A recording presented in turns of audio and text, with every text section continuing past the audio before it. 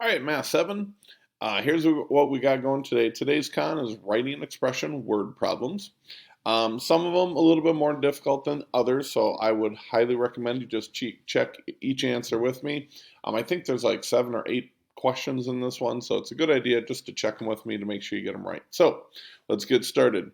First one, Jack has 3 golf balls in his Jack has 3 bags of golf balls. Each bag has B balls in it. Then his friend gave him 6 more golf balls. Well, this one's not very difficult. We start with 3 bags of golf balls with B balls in each bag. So that would just be 3 times B. And then, after we have our 3 bags of golf balls with B balls in each bag, then Jack gives us, or his friend gives him 6 more. Pretty simple.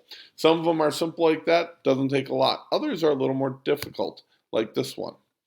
Hannah's school is hosting a book donation. There are 150 students in her school, and they each donate, or no, not they each, and they donate a total of B books. Okay?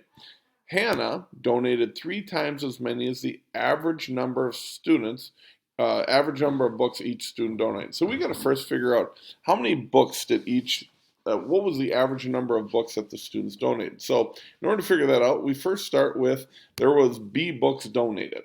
Okay, so there was a total of B books donated, and in order to find the average, you take how many were donated, divide that by how many people there were. In this case, there were 150 students.